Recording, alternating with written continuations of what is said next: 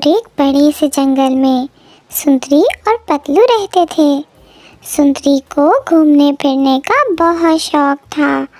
वो दोनों सारा दिन घूमते फिरते, तरह तरह के फल खाते और थक हार कर अपने घोंसले में वापस आ जाते।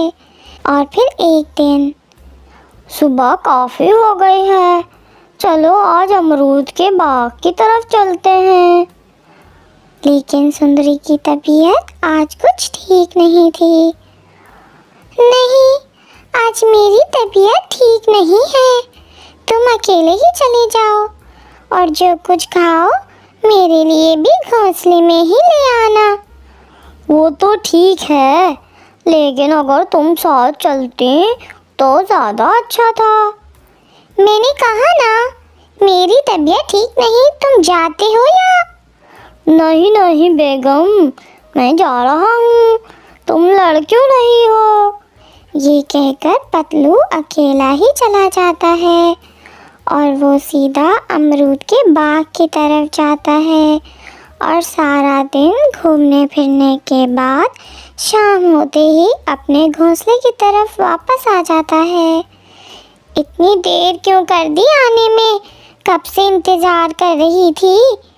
मैं अमरूद के बाग की तरफ चला गया था। अमरूद बहुत मज़े के थे, मैंने पेट भर के खाए और तुम्हारे लिए भी लेकर आया हूँ। मैं बहुत बेचैनी से तुम्हारा इंतज़ार कर रही थी। मेरे पास एक खबर है तुम्हारे लिए। क्या खबर है, बताओ क्या हुआ है? मैंने 2 अंडे दिए हैं। तो तुम इतनी परेशान क्यों हो? ये तो बहुत खुशी की बात है। हमारे घर में छोटे छोटे बच्चे आएंगे, तुम उनकी मम्मा होगी और मैं उनका पापा। नहीं, मैं ऐसा नहीं कर सकती। सारा दिन घोंसले में बैठे रहना पड़ेगा। अब तुम अंडों पर बैठोगे। मैं अंडों पर बैठूंगा? क्या हो गया तुम्हें? मेरा काम तुम्हारे लिए खाना लाना है और तुम्हारा काम उन अंडों की हिफाजत करना है। तुम चुप करते हो या नहीं? ऐसा नहीं होगा। मैं नहीं रह सकती सारा दिन घोंसले में।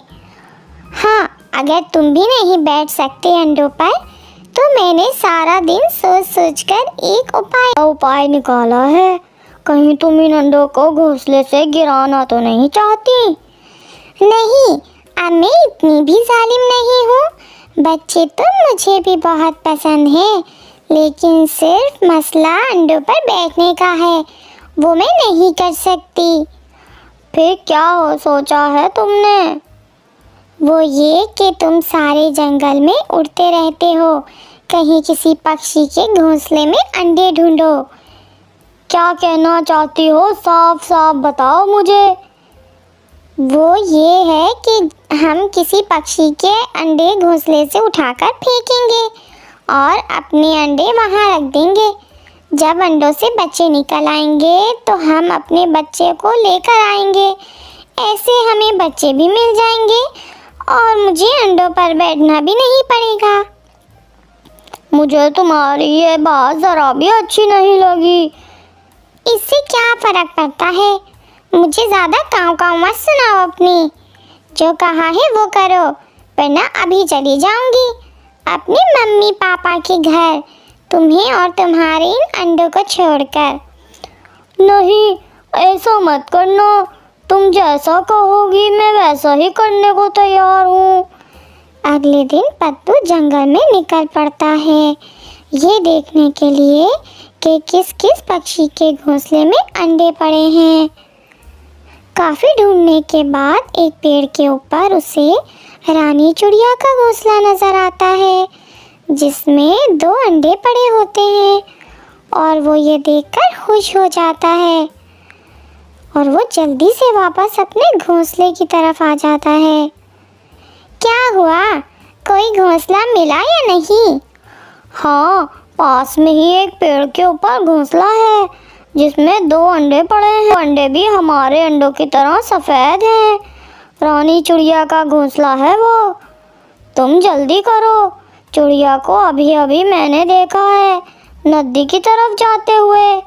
ये कहकर वो जल्दी से अपने दोनों अंडे उठाकर रानी चिड़िया के घोंसले की तरफ चले जाते हैं और वो जल्दी से बेचारी रानी चिड़िया के अंडे उठाकर झाड़ियों में फेंक देते हैं और उसके घोंसले में अपने अंडे रख देते हैं और जल्दी से वहाँ से चले जाते हैं। थोड़ी देर बाद रानी अपने हस्बैंड टुन्नू के साथ वहाँ आती है। आज से मेरा बाहर जाना बिल्कुल बंद है। मैं तो अपने प्यारे प्यारे अंडों की हिफाजत करूँगी। मुझे बहुत बेचैनी से इंतज़ार है अपने छोटे छोटे बच्चों का। हाँ ठीक है, आज से दाना मैं लाया करूँगा। और ऐसे ही रानी चिड़िया को पता ही नहीं चलता कि उसके घोंसले में तो कौवे के अंडे हैं। देखा, मज़े करेंगे, घूमेंगे फिरेंगे और हमारे अंडों की हिफाजत करेगी वो बेवकूफ़ चिड़िया। हाँ हाँ, चलो फिर आज अमरूदों के बाग की तरफ चलते हैं। और ऐसे ही वो बेफिक्री से मौज मस्ती करते रहते हैं। इधर रानी चिड़िया को बहुत बेचैनी से इंतज़ार था अपने बच्चों को अंडे से निकलने का। दिन रात गुजरते रहे और फिर आखिरकार वो दिन आ ही गया जिसका रानी चिड़िया को इंतज़ार था। सुनो जी, अंडों से बच्चों की धीमी धीमी आवाज़ महसूस हो रही है। शायद आज हमारे बच्चे अंडों से बाहर आने वाले हैं। अभी वो ये बात कर ही रही थी कि दोनों अंडों को तोड़कर बाहर आ जाते हैं और रानी चिड़िया अचानक से अपने बच्चों को काला कौवा जैसा रंग देखकर डर जाती है। नहीं नहीं, ये मेरे बच्चे नहीं हैं, ये तो काले कौवे के बच्चे लग रहे हैं। नहीं, ये मेरे बच्चे नहीं हैं। ये मेरे साथ क्या हो गया? ये कैसे हुआ? मेरे बच्चे कहाँ चले गए? ये कहकर वो रोने लगती है। तुम हौसला करो, हकीकत ये है कि किसी कौवे ने हमारे अंडों की जगह अपने अंडे रख दिए हैं। भला कोई अपने अंडों के साथ ऐसा कैसे कर सकता है? हाँ, मैंने अपने बड़ों से सुना है कौवे ऐसा कर लेते हैं। देखो, मासूम छोटे बच्चे कैसे रो रहे हैं। तुम इन्हें अपने ही बच्चे समझकर दाना खिलाओ। फिर रानी चिड़िया बच्चों को अपनी चोंच से दाना खिलाती है। ओए होए, मेरे छोटे छोटे बच्चे निकल आए हैं अंडों से। अभी इनकी मम्मा को जाकर बताता हूँ।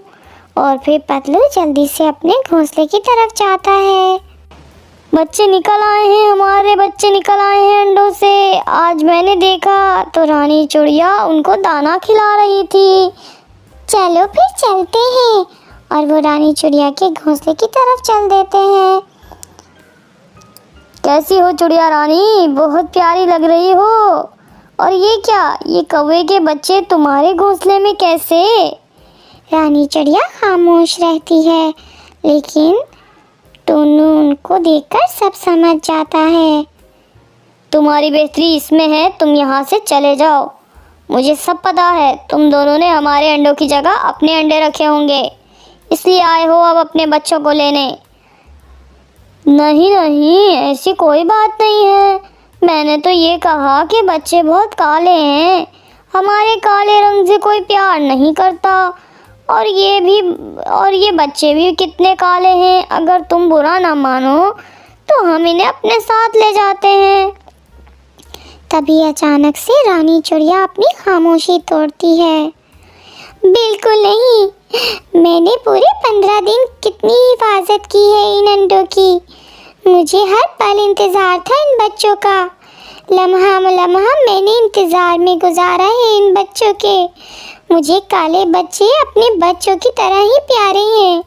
तुम चले जाओ यहाँ से, वरना तमाम पक्षियों को बुलाकर तुम्हारी सारी शरारत बता दूंगी।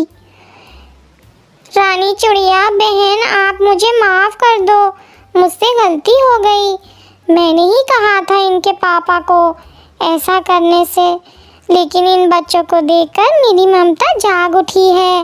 प्लीज़ मुझे मेरे बच्चे दे दो, ऐसा फिर कभी नहीं होगा। तुम लोग यहाँ से जाते हो या फिर मैं?